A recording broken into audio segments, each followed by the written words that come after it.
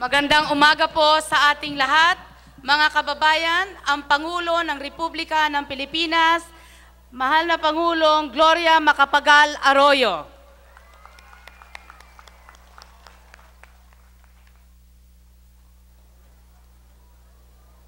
Maraming salamat, Kalihim Dinky Soliman. Kasama ninyo noon, kasama po rin ninyo kahit na siya ay nasa DSWD na ngayon.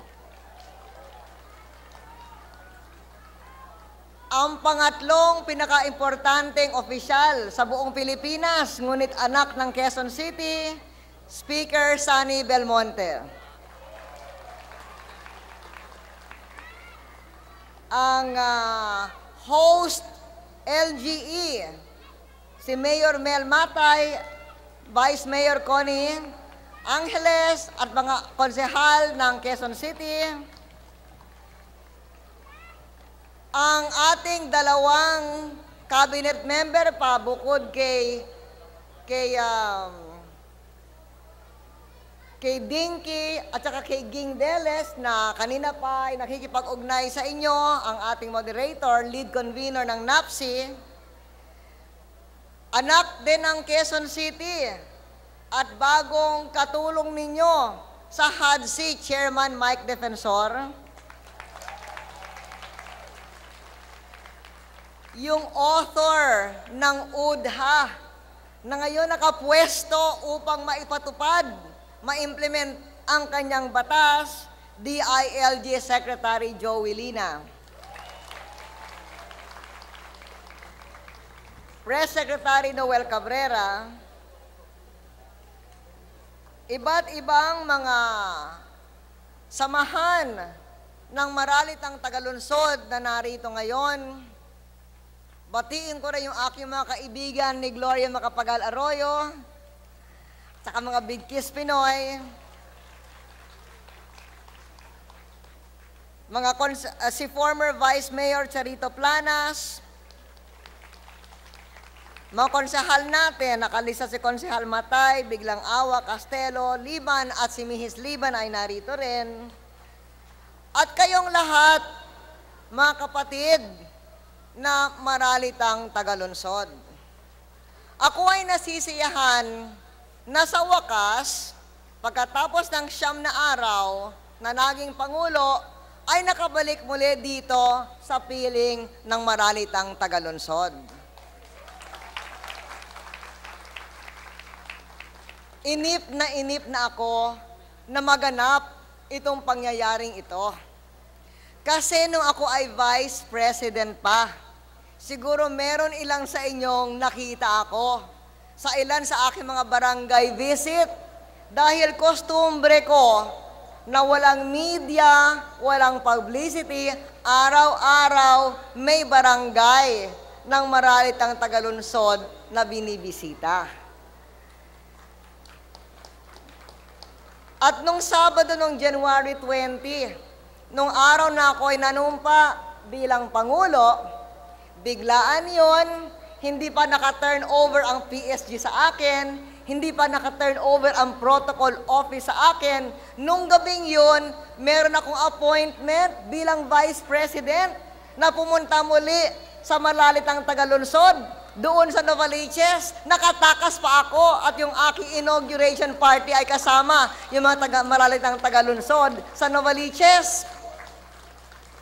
Kaya lang pagkatapos noon, nung nagsimula na nga, nung Lunes, umupo na ako sa Malacanang, nag-take over na ang PSG, ang protocol, ang government machinery. Sa buhay ko, tinignan na ang schedule, sabi nila, kung bibisita ka uli sa maralitang tagalunsod, hindi na pwede yung bastang bilang tatawag ka na lang sa telepono, oy pupunta ako dyan ha? Hindi pwedeng ganon. Kailangan maayos at organisado. Kaya between January 20, nung gabing yun, yung huling pagbisita kong lightning sa malalitang tagalunsod, hanggang ngayon, tuwing ako ay akin nasa sasakyan at dumadaan ako sa isang lugar, na isang barangay, na kung Vice President lang ako, bababa ako para magbisita, Ang lungkot-lungkot ko kasi tinitignan ko na lamang sila mula sa aking bulletproof car. Pero ako ay nasisiyahan na narito at kahit na may mga security requirements ang Pangulo ng Republika na siguro naman ayaw nyo na yung destabilizers ay matamaan ako, ang puso ko ay nasa inyo at itong ginagawa natin ay una lamang sa pagpapatuloy ng ating pagkakaugnay sa Maralitang Tagalunsod.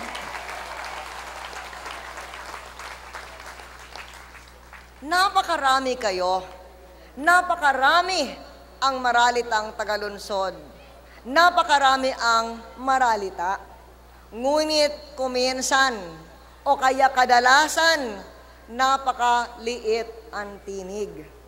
Kasi nga, kulang ang konsultasyon ng gobyerno sa mga isyong may kinalaman, lalong-lalo na kayo sa inyong pamumuhay, lalong-lalo na ang tungkol sa tema ng pabahay. At nung ako, sa inyong tulong, ay naupo bilang Pangulo, doon sa aking diskurso, pagkatapos ng aking oath-taking, sinabi ko, kailangan ang bagong politika. Bagong politika ng institutionalized consultation sa mamamayan. Kaya ito ang ating ginagawa ngayon. Ang pagbisita ko ngayon ay hindi para mag-grandstand, mag-distribute ng titulong Xerox. Ako ay narito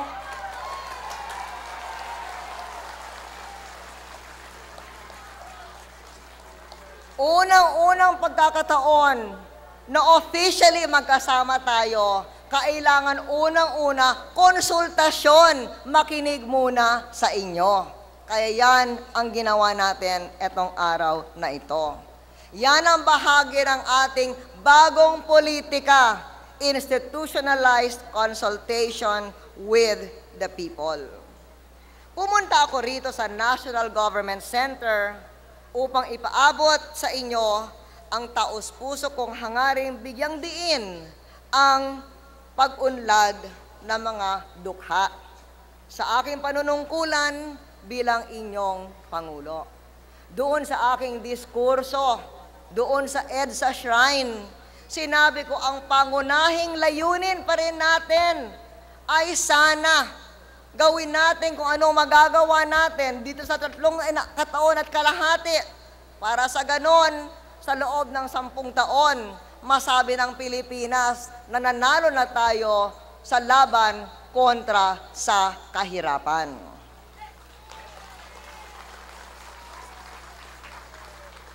Meron diyang malungkot dahil hindi pa natutupad yung mga pangakong para sa mahihirap.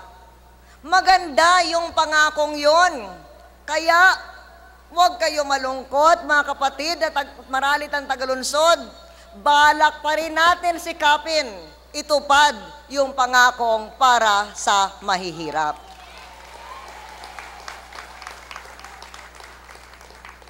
Itong National Government Center na ito ay matagal ng proyekto ng gobyerno para sa on-site development ng mga Maralitang Tagalunsod. Ito ay galing pa nung panahon ni President Cory Aquino, 12 years ago, nung ako ay kanyang Undersecretary of Trade and Industry. At narinig ko yung mga nagsalita kanina, nasimulaan ito, ngunit maraming mga prosesong nabinbin, kaya hanggang sa katapusan, yung mga na-distribute na papeles ay hindi genuine. Nais kong bigyang katuparan ang pangarap na matagal na inyong ipinaglalaban, na sa wakas ay maging may-ari ng inyong sariling bahay at lupa.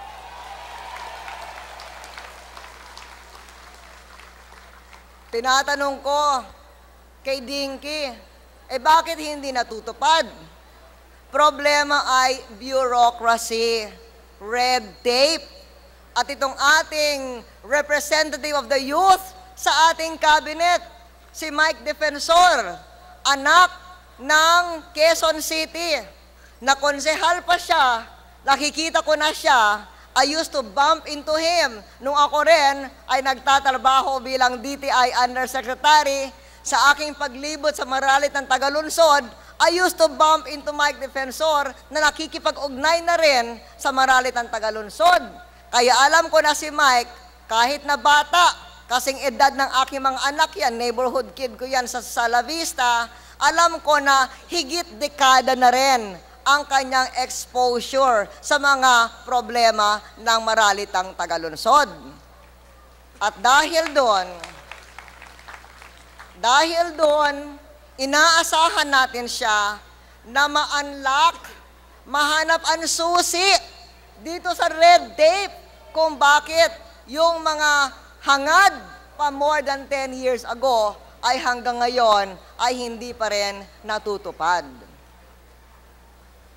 Sa pagkaintindi ko sa problema ng Maralit ng Tagalunsod, gaya nga ng sabi ninyo, na isang problemang malawak ay yung problema ng squatting. Isang problemang panlipunan na lalong lumulubha sa kasalukuyan dahil sa paniniwalang nasa lungsod ang maraming oportunidad na kumita, marami sa ating mahihirap na kababayan ang napipilitang manirahan sa syudad. Kahit na doon sa mga manganib na lugar, kagaya ng mga tambakan ng basura, mga pribadong bakanting lote, at mga lupain pag-aari ng mga pamalaan. Alam ko yung kasaysayan na yan. Alam ko yung karanasan na yan, bagamat ako ay hindi nanirahan sa squatter area, yung tatay ko, si late President Diosdado Macapagal. Nung siya ay isang maralitang taga-Nayon, nung siya ay nag-aral sa Maynila, ay nanirahan siya sa squatter area sa Tondo. At mula doon ay nagtatrabaho. Ang nanay niya, naglalabada, siya naman ay lumalakad para sa kanyang eskwelahan, para sa ganon ay iiwasan ang kanyang pasahe. At ganon ang buhay niya. Buhay ng Maralitang Tagalunsod nung siya ay estudyante dito sa Maynila. Kaya nung siya ay Pangulo, ang ginawa nga niya ay siya ang nagtayo nung mga pabahay, yung mga tenement housing, kagaya sa Punta Santa Ana, na, kayo, salamat, parati ko kayong binibisita, di ba? At doon sa Bikutan, at kung anuman ang huwaran na ginawa ni Pangulong Diosdado Macapagal, sisikapin din na gayahin ni Pangulong Gloria Macapagal Arroyo. Dahil sa problema ng basta't pumupunta na lamang ang mahihirap, naghahanap ng trabaho, naninirahan sa tambakan ng basura, pribadong lote, lupain ng pamahalaan, madalas, gaya ng sabi nyo kanina, meron kayong pangamba, yung mga nakatira doon sa posibleng demolisasyon ng inyong mga bahay na nakatayo sa lupang hindi ninyo pag-aari. Bukod dito, kulang na kulang din ang pangunahing serbisyo na dapat sana ninyong tanggapin. Pag pumupunta ako doon sa mga squatter areas or urban poor, madalas humihingi kayo ng tulong. Sana may tubig, sana may kuryente. Ngayon na tayo ay nakaupo sa pamalaan, naaalala ko yung mga daing ninyo nung araw at hahanapan ng paraan ni Mike Defensor, ni Dingy Soliman, ni Joey Lina kung paano masasagot itong mga daing ninyo. Alam ko na kung kaya ninyo, hindi kayo mag-squatter. Kung maiiwasan ninyo, ayaw nyo maging squatter. Pero alam ko rin na napakahirap na makakuha ng lupa at pabahay sa kalulusuran dahil sa kataas-taasang presyo ng mga ito. Kaya nauunawaan ko ang pangarap ng bawat tao rito na magkaroon ng disente at tiyak na paninirahan. Ang pabahay ay isa sa mga pangunahing pangangailangan at karapatan ng bawat tao. At ito ay sisikapin nating matugunan sa ating administrasyon sa tulong ninyo. At dahil dito, sinisikap nating ilahad ang ilang prinsipyong magsisilbing paggabay sa anti-poverty program ng ating administrasyon. Unang-una, hindi sapat ang pag-unlad kung hindi nito mapapabuti ang kalagayan ng ating mga kababayan. Lalong-lalo na ang nakararaming mahihirap. Sana umangat ng tuluyan ang ating ekonomiya. Ngunit dapat lamang pag-angat ng ating ekonomiya, angat din ang buhay ng ating mahihirap. Ikalawa, dapat makinabang ng higit sa batas ang mga dukha. Nung sinabi ko, nung ako ay gumawa ng aking diskurso doon sa EDSA, sinabi ko that there must be a social bias in our economic development plan. Ibig sabihin nun, pangunahing layunin ay kung paano makatakas ang maralita sa kahirapan at ganon hanapan ang patakaran para umabot doon. Pangatlo, importante ang people's power, people's participation sa paghahanap ng solusyon sa problema. Yun ang sinabi ko sa aking diskurso rin. Sa EDSA, institutionalized consultation with the people. Hindi kayo ang problema.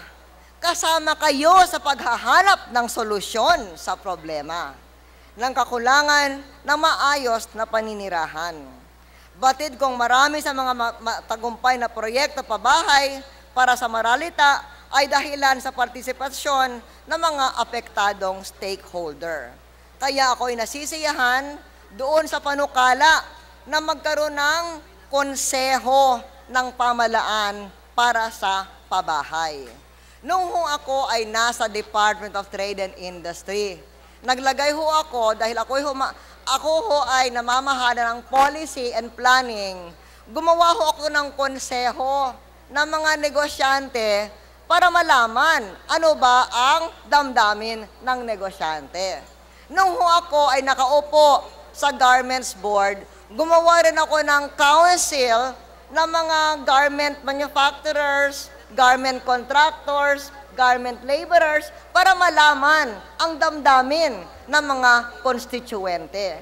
Kaya tamang-tama yung panukala na dun sa HADC ay magkaroon din ng advisory council na ginaganap ng mga maralitang tagalunsod para sa ganon ay lalong makatulong kay Mike Defensor sa tamang patakaran para sa ating maralitang tagalunsod.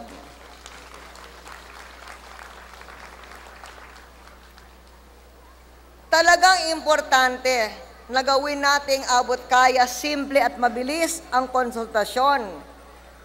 At ang mga programa sa pabahay ng ating gobyerno, katulad ng sinabi niyong Community Mortgage Program. Nung ako ay Vice President pa, ngunit meron ng krisis at may posibilidad na baka ako ay maging Pangulo, nagbuo ako ng konsultasyon sa civil society. Kinonsulta nga si Dinging Deles, si Dingy Soliman, tungkol sa ano ang dapat programa, Alternative National Agenda. At doon sa aking pagkokonsulta, tungkol sa maralitang tagalunsod, nung ko nalaman na may pera pala itong Community Mortgage Program. Kasi sa katotohanan, maski aking pamilya, meron kaming lupa na gusto namin ibigay sa CMP noon. Pero ang sagot sa amin, walang pondo. Pero nalaman ko, nung pinag-aaralan, merong palang pondo. Kanina, tumawag ako kay Secretary of the Budget, Emmy Bongkodin. Sabi ko, Emmy, papunta ako sa isang dialogue kasama ng maralitang tagalunsod. Ano ba talaga ang problema? At bakit hindi lumalabas yung kwarta ng community mortgage program? Sabi niya, doon sa mga proseso ng batas, bago mag-release, kung meron ng fondong release nung araw, bago magkaroon ng bagong release, i-liquidate muna yung dating release. Yun ang problema. Hindi pa naliliquidate pala yung mga dating release ng National Home Mortgage Finance Corporation. Kaya sabi ni Emmy, dahil priority ng pamahalaan ang Community Mortgage Program, mismong DBM technical personnel ang tutulong sa paperwork para ma-liquidate yung dating release para lumabas na ang naiiwang pondo ng Community Mortgage Program para sa kapakanan ng Maralitang Tagalunsod. Yung hiningi niyong repaso ng mga government infrastructure projects. Ang ating instruction ngayon sa DPWH, ang ating bagong secretary, ay itong mga project na ito ay irepaso. Pasig River Rehabilitation Program, North and South Railway, Controlled Zone sa National Government Center, Flood Control Projects, C5 at R10. Naalala ko doon sa isang barangay visit ko doon sa Libis. Nagpunta ako doon sa mga Maralitang Tagalunsod sa Libis. At tinanong ko sa kanila, ano ang pangangailangan nyo? Sabi nga nila, sana ma-review naman yung C5 kasi hinihintay pa namin na kami ay lumipat doon sa kampo. Maganda naman ang relocation sa kampo, pero linagay kami sa lugar na malapit sa ilog, mababaha kami. Sana magkaroon ng mas magandang relocation kahit nasa loob ng kampo. Simple naman ang hinihingi nila eh. Hindi naman sinabing tigilin. Sana irepaso muna habang inaayos yung mga kung saan paglilipatan. At habang ginagawa itong repasong ito, na dapat naman mabilis at hindi forever ang repasong ito, sa mga lugar na ito, huwag muna magkakaroon ng demolisyon doon sa mga proyektong ito. At ang mga alternatibong plano, tignan natin ng pamayanan. Tulad ng nangyayari ngayon sa Punta Santa Ana, na makakabawas sa perwisyo at makakatulong sa pagtugon ng anumang problema dulot ng mga proyekto. Si Mike, merong siya mga people's initiatives, mga alternative na mga plano. Kaya meron siyang pagkakataon ngayon na matupad yung kanyang magagandang mga hangarin tungkol sa people's initiated alternative plans. Kahit na sa Pasig River Rehabilitation, merong alternative plan, people initiated. Tignan natin yun. At tayo ay magplano rin ng inyong relokasyon. Kaya, yung pag-aaral ng ating guidelines sa relokasyon ay dapat gawin, linawin, at dapat bahagi ang Maralitang Tagalunsod sa pagrerepaso at pagbabago ng mga guidelines na ito. Dapat rin ipaayos ang mga resettlement area. Nung ako ay nasa DSWD, ako ang predecessor ni Dinky Soliman, pumupunta ako doon sa Arab City at narinig ko ang mga daing ninyo. Walang kuryente, walang tubig. In fact, tinawagan ko pa nga yung San Jose Builder sa aking opisina bilang vice-presidente at sabi ko, saan, kailan darating, umaangal yung mga nakatira doon. Eh sabi niya sa madaling panahon, gagawin daw niya. Sana ngayon, sa madaling panahon, magawa nga niya. Naalala ko na nagpunta rin ako sa Norsagaray, yung mga pinaglipatan ng mga taga-Maralit, yung mga Pasig River Rehab doon sa Malabon at Navotas.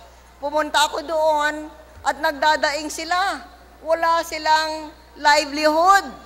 Sinabi ko lang sa aking kasamahan sa DSWD, kahit na maliit lang ang ating livelihood funds, tignan natin kung paano natin sila matutulungan. Pero budget ng DSWD may drop in the bucket. Pero ngayon, meron na tayong pamalaang talagang dapat taga-Maralita, talaga dapat sa isang resettlement, may kuryente, may tubig, may hanap buhay.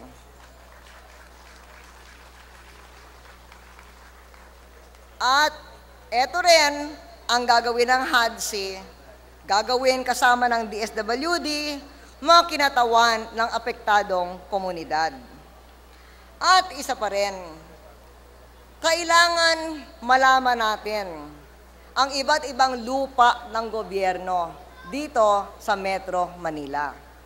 Naalala ko ang tatay ko, nabigay niya yung Bikutan, bahagi ng kampo. Nabigay niya yung Punta Santa Ana, ari-arian din ng gobyerno. Nung ako ay DSWD, si Mike Defensor ang nanawag sa aking atensyon na ang DSWD ay may-ari ng Escopa at kung gusto ko ay pwedeng maibigay itong lupa para sa socialized settlement. At kinagustuhan ko nga, sinimulaan yung paperwork, ngayon pwede nang ituloy ni Mike Defensor yung paperwork para maibigay yung Escopa sa mga naninirahan. Pero halimbawa lamang yun eh. Yun ang nalaman ko dahil nakaupo ako doon. Pero palagay ko, marami pang mga alam si Mike Defensor sa kanyang inventaryo nung oposisyon pa siya. Eh ngayon, lalo na nakaupo na sa HADSI, gagawa siya ng malawakang inventaryo para malaman saan-saan ang mga lupa ng gobyerno na pwedeng maipabahagi sa Maralitang Tagalunsod.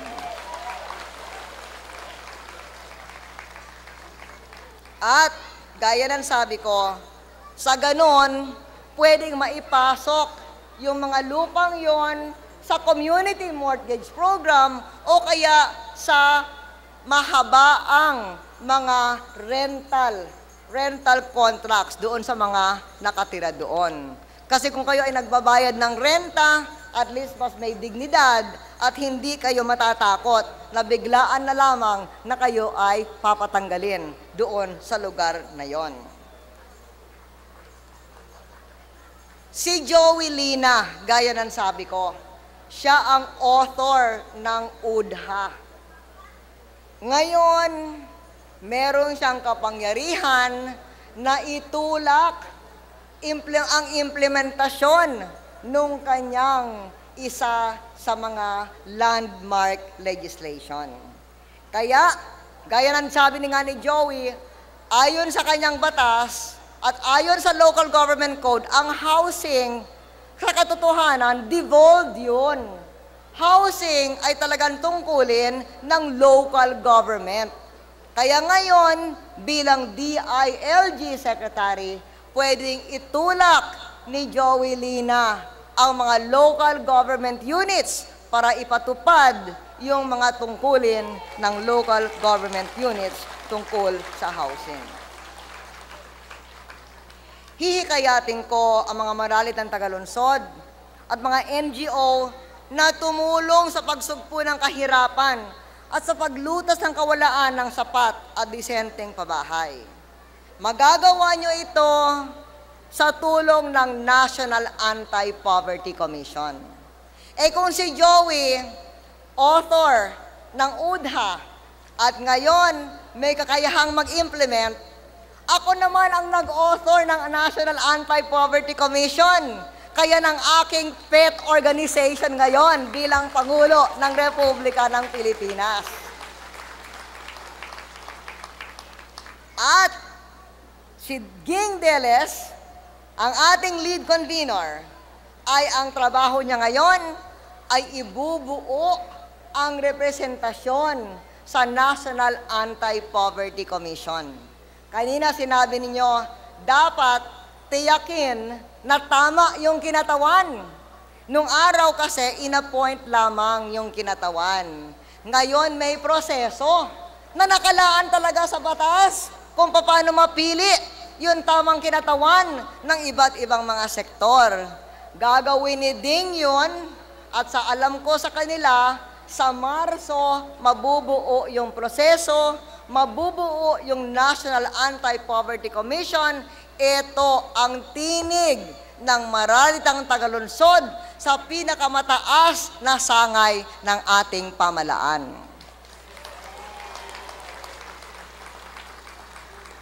Bukod nga dito, yung Advisory Council sa HADSI, yan din ay isa pang paraan kung paano magkaroon ng institutionalized process ng konsultasyon sa ating mga sektor, sa ligang sektor, lalong-lalo na yung sektor ng maralitang tagalunsod.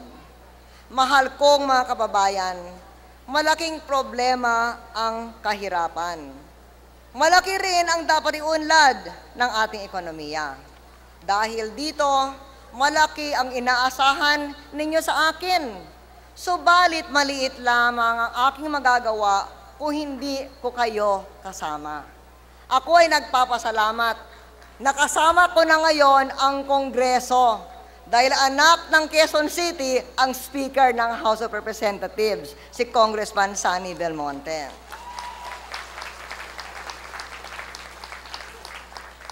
Si Sonny ay naluklok na Speaker sa House bilang people power. Kasi kusang yung mga congressmen ay hinalal siya. Hindi dahil siya ay nagkampanya, kusang mga congressmen hinalal siya. Ako rin naluklok bilang inyong Pangulo dahil sa people power din. Hinalal niyo ako noong 1998. Binigyan niyo ako ng 13 million votes. Kaya ako'y naupo bilang Vice Presidente at nagkaroon nga ng EDSA 2. Ako ay naging Pangulo tuloy. Ginawa ninyong Pangulo. Dahil kayo ay nandoon at ngayon, samahan ninyo rin ako.